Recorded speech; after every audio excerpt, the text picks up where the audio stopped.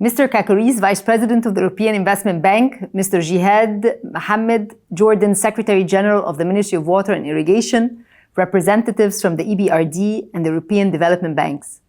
Esteemed guests, today the southern and eastern Mediterranean region faces acute water challenges due to climate change, population growth, and rising demand. Moreover, water scarcity threatens food security, energy, and economic stability. For this, we need more regional cooperation and partnerships with financial institutions and the private sector to mobilize funding for sustainable water infrastructure, ensuring resilience and long-term resource security.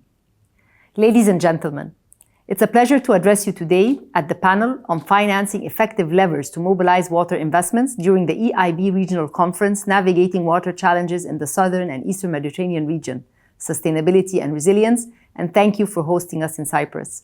In Egypt, water is vital to our economy, supporting key sectors like agriculture, energy, industry, and manufacturing.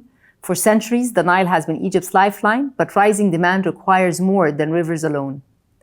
In response, we've adopted a comprehensive strategy through 2037 to address water security, along with the National Strategy for Drinking Water and Wastewater, with a focus on improving quantity, expanding resources, reducing consumption, and fostering sustainable development, often a cross-cutting theme in comprehensive national development projects.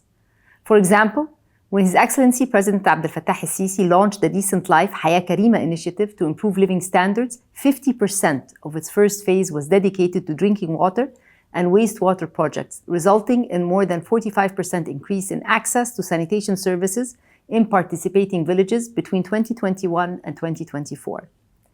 Ladies and gentlemen, since July, my mandate has expanded, becoming Egypt's Minister of Planning, Economic Development and International Cooperation.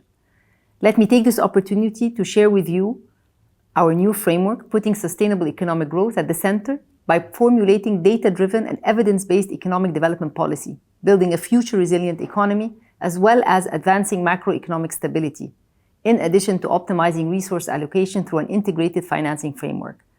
This is made possible through multi-stakeholder engagement, including national coordination as well as international cooperation.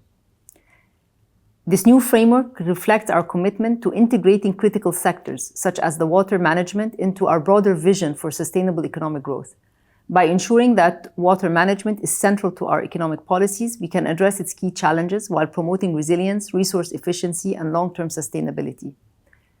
Distinguished participants, as many of you know, back in 2022, we launched the Nexus of Water, Food and Energy, our NOWAFI country platform, to accelerate Egypt's national climate agenda. Through concrete, actionable projects, NOWAFI moves Egypt's National Climate Change Strategy 2050 from pledges to implementation. Since its inception, we've secured financing for key climate mitigation as well as adaptation efforts.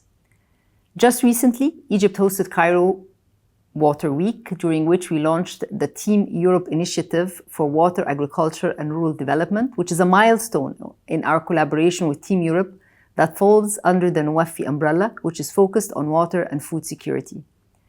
And while progress is ongoing, emerging markets and developing countries continue to face the challenge of financing gaps.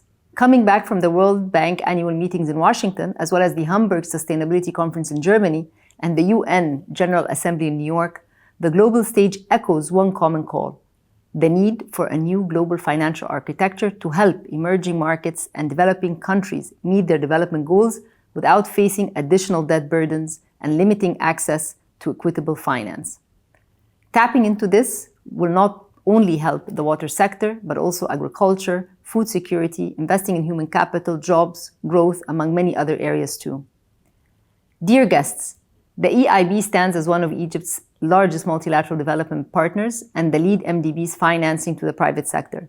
Since 1989, the EIB has contributed over 1.2 billion euros to critical water infrastructure in Egypt, making Egypt the largest beneficiary of EIB water financing in Africa. The current portfolio features several ongoing water projects, including the sea level rise in the Delta project under NOWAFI and the sludge management initiative. Ladies and gentlemen, given the challenges in the Mediterranean region, enhancing development cooperation and concessional financing through international financial institutions is essential. We must also broaden blended finance mechanisms and engage the private sector to address the water infrastructure financing gap. For this, integrated cooperation with MDBs is crucial to provide innovative climate financing solutions for developing countries. In conclusion, I express my gratitude to the EIB for its continued partnership, supporting our vision for sustainable development. Thank you all.